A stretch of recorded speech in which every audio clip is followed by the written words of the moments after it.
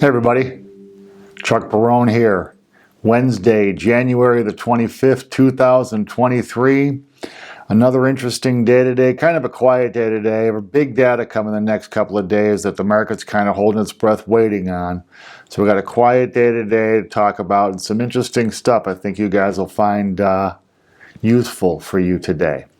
As always, before we start, we just want to thank everybody, welcome you to the show. Thank you for your support.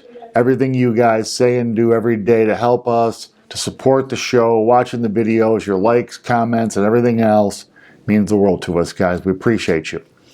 In the markets today, well, the stock market kind of had a mixed day today. The Dow Jones eking out a very small gain. NASDAQ and S&P both down. I think the market kind of taking a breather today, waiting to see what's going to happen with CPI tomorrow. No, not CPI, I'm sorry. We're going to get GDP tomorrow, plus initial unemployment. So these are some big numbers we're waiting on, plus some big data coming in Friday on consumer strength. So we'll see where this market goes toward this to finish this week. But for today, not really much happening. Bond market, basically the same thing. Bond yield basically flat today. The 10-year sitting at 3.46 unchanged. 2-year 4.13 basically unchanged. The bond market today, just like I say, waiting on data. Not a lot of news in the markets today to move the market, and the market's needing news these days. It's just kind of drifting, waiting on data to see which direction it wants to go. The dollar today down small. Bummer though, it's still, it's not going to break that support back at 102. It looks like it's going to continue to drift down. 101.64 on the index. I think we need to hope the dollar is going to keep some strength, though. We don't want it going down too much. At least I don't. I kind of like the dollar being strong and getting, if the dollar tanks, wait till you see what that does for inflation and the cost of imported goods. Hopefully it's not going to go too much lower. Metals today, the rally rolls on in metals, man. Super hot right now. Great, probably the best asset or one of the best assets to own. Gold rallying up $9.10 today. $1,947.50 an ounce. Looks like it's plowing. I mean, it ripped through the 1800s pretty quick. It looks like there's not a lot of resistance in the 1900s either. It's been sizzling hot. Silver also rallying today, 26 cents, up 26 cents, $23.91. I think we're going to see 2,000 gold and $25 silver here very, very quickly, especially with the dollar under pressure. Oil today, up small, very small today, up 37 cents for a barrel of West Texas Intermediate, $80.50 per barrel. Still a reasonable number, truthfully, for oil right now. It's kind of been in that trough. It had a little bit of a surge when there was some uncertainty, when Biden was over there kissing the Saudi guy's butt. But nonetheless, it was gone down from there and continued. It kind of has been drifting back up. It was in the low to mid 70s, now drifting back up over 80, but it was about $82. Hit some resistance there, back down around 80. I think oil, I just don't see a lot of room for a big rally here in oil, barring, some worldwide, geopolitical event or something of that nature. But oil prices kind of just lingering. Gas, I haven't been covering gas every day because it's just been the stupidest market of them all. But I did want to mention, I saw today, it's selling at $3.01 per million BTUs. That is down more than two-thirds from its peak.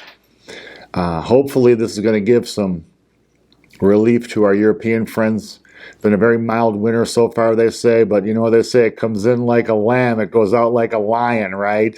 So hopefully the gas prices will stay down. It's funny because here in Nevada, Southwest Gas gave us a big bump in our gas prices, talking about extraordinary prices in the gas market.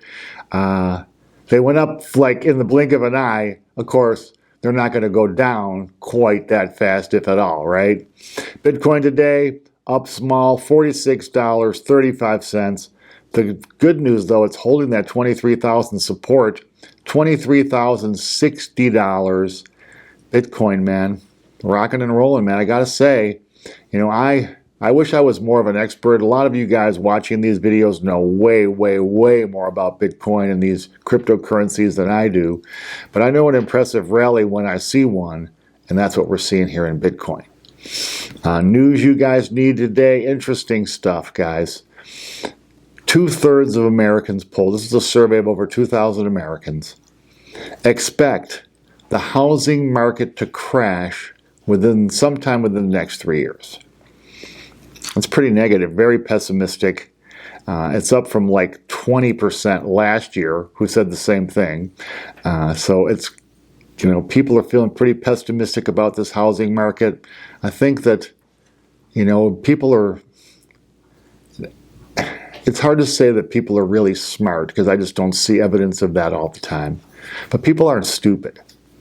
And, people understand that the pricing of houses went up way, way, way crazy too fast.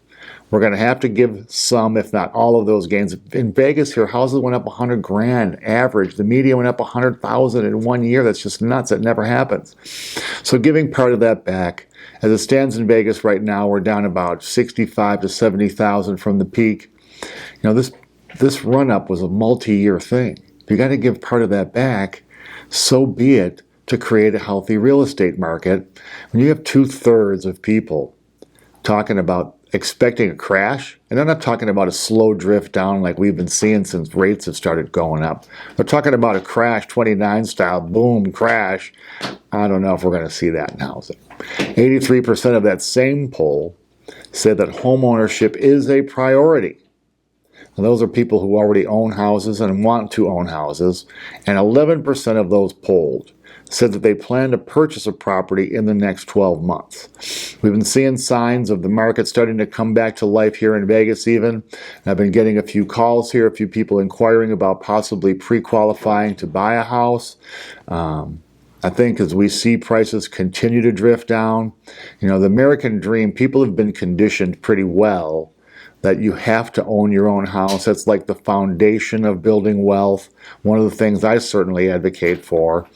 So it's nice to see that kind of motivation coming back to the market. It's really tough right now, though, because when you sit down with a customer and you're talking about buying a $300,000 property, putting down 10%, and you still have a payment, at or near $2,000, it's disappointing for buyers to hear that. And when the median price is still over $400,000, you're looking at payments of, between $2,500 and $3,000 a month. Well, nobody that's sane wants to have a mortgage payment to face every single month with numbers like that. Especially a normal, again, I'm talking middle class guys here, guys like me, who a $2,500 mortgage payment, number one, I would never take a payment like that. But if I had a payment like that, every month making that payment would be an angry, sad combination for me. Anyway, interesting news also today. I was reading, this is fascinating stuff here, guys. I did not expect to read this. Article in Barone saying that the money supply, as measured by M2, declined for the first time ever since they've been measuring M2. M2 declined 1.3% in December from the previous December. So the money supply actually declining. Incredible, right, guys? First decline ever recorded at M2. And they've been measuring M2 since 1959. Now, we all know there was a huge spike in the money supply when the pandemic hit, or the COVID, whatever you want to call it, era. And they pumped gigantic amounts of money into the market. M2's been slowing. The growth in M2 has been slowing since then, now showing a negative, actually pulling cash out of the economy. Interesting stuff. I think that, it's a great start, guys. This is going to be, I think that another sign the Fed taking their inflation fight a little bit more seriously than a lot of people expected them to. But as good as it is to hear that, the M2 is still 37% higher than it was pre-COVID. So there's still a lot of extra cash sloshing around the economy, and we're seeing that, the results of that at least, in our prices at the supermarket and in stuff we want to buy and pay for every day. Interest rates today on savings accounts. Here's an interesting thing. I read it today in the Wall Street Journal. Now, you guys can't see this chart here, but what it shows is the interest rate increases by the Federal Reserve, this one going up basically diagonally. Then it's showing the rate that the banks are raising interest rates on savings accounts, which is right here. Okay, so we went from 0 to 4% last year with the Federal Reserve. Savings accounts went from 0 to 0.25%. So the bank's lagging, raising interest rates for their savers, people with money on deposit in those banks. But what's happening now is they're starting to get a little bit of a backlash, the friggin' greedies. Wealthy people now withdrawing their funds from these cheap-ass greedy banks and moving it to places where they can get higher yields. You know, I've been seeing ads in the Wall Street Journal and other newspapers now advertising over 4% for CDs. Savings accounts, you know, in the 2s to 3%. Money markets moving up. You know, people who want to attract cash are willing to pay the yields to attract that cash. So the real money starting to get smart and move around in search of those higher yields at the expense of our friends at Wells Fargo and Chase and Bank of America and all the greediest banks on the face of the planet. Interesting stuff. I think that, you know, the banksters, these guys are just the greediest. They're going to use your money, take your money, your savings, use it, make nice profits from it, especially if they're letting that money out on credit cards, right? And then, of course, they're not going to share any of that money with you because that's just how these guys think the world should work. Greed, the levels of greed we see in our society. I mean, I'm for making money. I'm for getting rich. I want to have as much money as I can and as many of the good things in life as I can get. But I just don't have that level of greed that some of these guys do who are willing to literally do anything to get to that end. Meh. Anyway, guys, quiet day today, but tomorrow will be way more action-packed. We'll be back then to explain to you guys what's going on in the markets, what you can expect, how it's going to affect your investments. By the way, I really appreciate all the comments yesterday on the backdrop here. No, I'm not recording at Greg's house. It's still my office. I just stuck this up in front of the wall. The big comments tended to be, why New York City and not Las Vegas, a Vegas backdrop? Well, the plan originally was to buy a Vegas backdrop. I looked and looked and looked, and all of them have the big welcome to Vegas sign in them.